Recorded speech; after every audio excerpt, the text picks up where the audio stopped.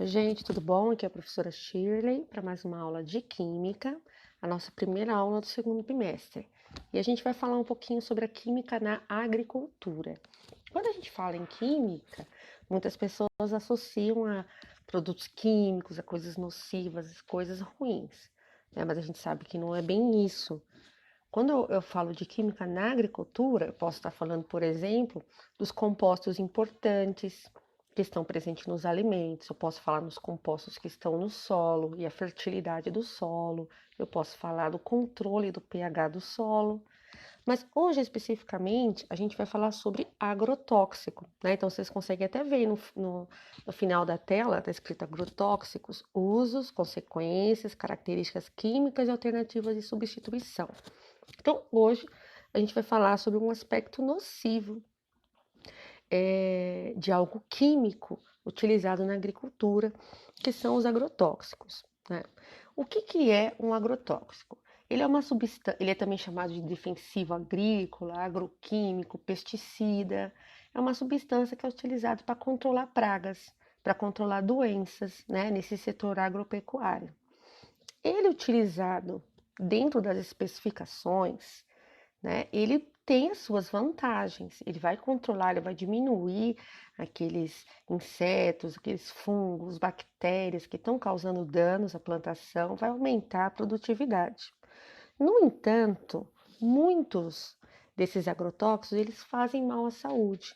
No passado, alguns agrotóxicos que eram utilizados, eles foram retirados do uso e são proibidos na maior parte dos países, dada a toxicidade que eles tinham e os danos que eles causavam nos seres humanos, tá?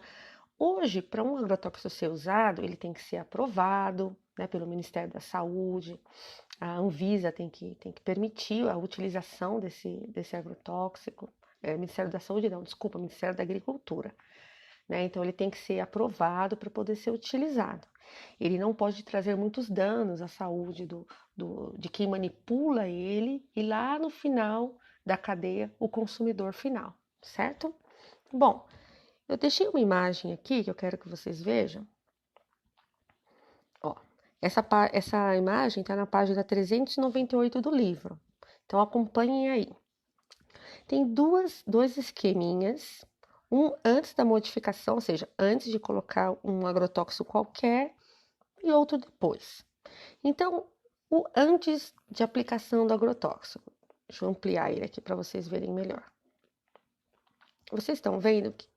Deixa eu vir para. Opa! Deixa eu vir para cá. Vocês estão vendo aí, ó, antes da modificação, que existia uma cadeia alimentar bem intensa. Então, os vegetais serviam de alimento para roedores, lagartas e gafanhotos. Os roedores serviam de alimento para as corujas, para as cobras, para os gaviões. As lagartas serviam de alimento para as corujas, para os pássaros. Os gafanhotos para os sapos, para os pássaros. Aí esse sapo servia de alimento para a cobra. As cobras comiam pássaros. Elas também serviam de alimento para os gaviões. Então, ou seja, existia uma teia alimentar muito grande aí. E depois da aplicação do defensivo agrícola, ó, vamos olhar aqui. Toda aquela gama de organismos que tinham ali, ó, eles deixam de participar. Só sobraram quem? Roedores, lagartas e gafanhotos, que é aqueles que se alimentam diretamente do vegetal que no caso aqui está sendo cultivado. Então vocês conseguem perceber como o agrotóxico ele pode acabar destruir toda uma cadeia alimentar que existia numa região, certo? Bom, então é o seguinte, se a gente sabe que esses agrotóxicos, eles podem trazer danos para a natureza, eles podem trazer danos para a saúde de quem manipula esses defensivos agrícolas ou até para o consumidor final, existem algumas alternativas para diminuir o uso. Vamos passar lá para a telinha. Deixa eu diminuir aqui. Olha lá. Alternativas para substituir os agrotóxicos. Uma delas é a drenagem. Então, o que acontece? Quando tem muita água parada na cultura, E aqui vamos lembrar o seguinte, gente. No Brasil, a agricultura é uma das principais atividades econômicas. A gente está falando tanto das monoculturas, que são aquelas em grandes extensões de terra. Então, por exemplo, uma plantação de soja, é uma monocultura. Eu só estou cultivando soja naquela área. E geralmente são áreas muito grandes.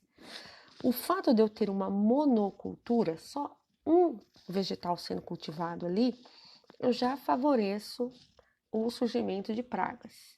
Por quê? Porque eu não tenho aquele dinamismo, eu não tenho outros organismos, outras plantas para servir de alimento para essas pragas. Se elas sabem, se a soja ela for servir um bom alimento para um determinado tipo de fungo, ele vai proliferar ali porque ele tem tudo o que ele precisa, ele não vai ter predadores, porque os outros organismos que tinham naquela área, eu tirei para poder plantar soja. Então ele não vai ter predador e ele vai ter o alimento que ele gosta, então ele consegue se multiplicar. O mesmo para insetos, o mesmo para bactérias, tá? A monocultura favorece. Bom, aqui no Brasil a gente também tem a agricultura familiar, que são extensões menores de terra, tá? Mas seja em uma como em outra, a drenagem, aqui ó, primeiro tópico, ela pode ser uma alternativa para diminuir a quantidade de pragas ali, porque eu não tenho água parada, então vai diminuir a proliferação. Uma outra alternativa é a policultura. Então, ao invés de eu plantar só uma coisa, eu planto várias. E essas várias culturas, elas geralmente têm tempos de colheita, de crescimento diferente, né? Então, vai ter diferentes insetos que vão estar naquele local. Então, de repente, um inseto que é praga de um, ele acaba sendo predado por um outro que também é atraído para lá, né? Então, as chances de eu ter proliferação muito grande de pragas, ela diminui bastante na policultura. Outro que eu tenho são os corredores agrícolas. Então, o que é isso? Geralmente são monoculturas, né? Só que aí eu planto aquela determinada cultura, eu faço aquela determinada cultura em um corredor no meio da mata nativa. Então, ao invés de eu devastar tudo, né? Eu desmato tudo e planto alguma coisa, eu faço corredores e planto naqueles corredores.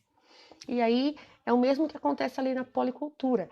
Eu tenho espaço, então de repente um inseto que vai ser predador, vai ser uma praga ali naquela cultura que eu coloquei ali, ele pode servir de alimento para um pássaro que está ali entre os corredores, né? Que está na mata nativa que eu não tirei. Então eu diminuo as chances de ter praga naquele local. Próximo tópico é o controle biológico de pragas. Ele é extremamente utilizado aqui no Brasil. Então, o que é esse controle biológico? Ó, bio de vida. Então, ao invés de eu usar um agrotóxico, né, um defensivo químico, né, um agroquímico, eu uso um fungo, uma bactéria, um inseto que seja predador daquela praga. Então, vamos supor que tenha um determinado inseto que coloca os seus ovos lá nas folhas de uma planta qualquer, e aí aquela larva, quando eclode o ovo, vai ser uma larva, a larva vai comer toda aquela planta, vai estragar toda a minha cultura. Ao invés de usar um agrotóxico, o que eu faço? Eu insiro naquele local, naquela cultura, um outro inseto que não vai ser nocivo para a minha cultura, mas que coma os ovos da praga. E aí não vai sair larva, não vai destruir minha praga.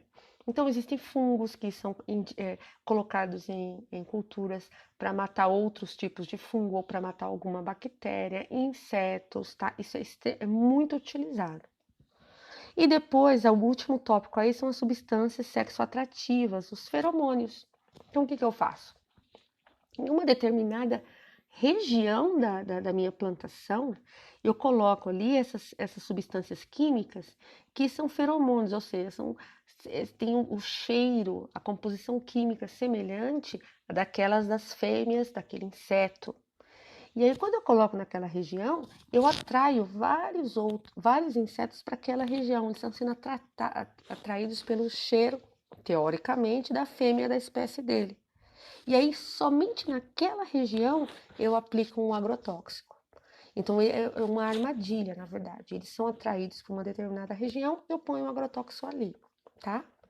Bom, gente, vamos falar um pouquinho sobre as vantagens e desvantagens do uso de agrotóxico. Então, eu citei anteriormente que quando eu controlo uma praga, eu aumento a minha produtividade, esse alimento pode ser mais barato. No entanto, quando eu faço mau uso de agrotóxico ou utilizo em quantidade acima do permitido, ou eu uso um agrotóxico que não é permitido aqui no Brasil, eu posso estar colocando as pessoas, né? As pessoas elas podem desenvolver câncer, doenças hepáticas, doenças respiratórias, em uma quantidade muito acima do recomendado, né? Traz danos para o consumidor, pode intoxicar os trabalhadores que trabalham diretamente com esses produtos. Eu posso causar danos irreversíveis ao solo, eu posso contaminar a água, porque quando chove, essa água acaba escorrendo para leitos de rio, ela pode alcançar o lençol freático e contaminar águas subterrâneas, tá? Então é um assunto bastante importante. Tudo bem? Bom, gente, ó, eu espero que vocês tenham entendido. Isso tá na página 13, isso que eu comentei com vocês está na página 398 até a 401 do livro. Tudo bem? Quem tiver, consulta para poder responder as questões. E a gente se vê numa próxima aula. Beijo para todos. Tchau.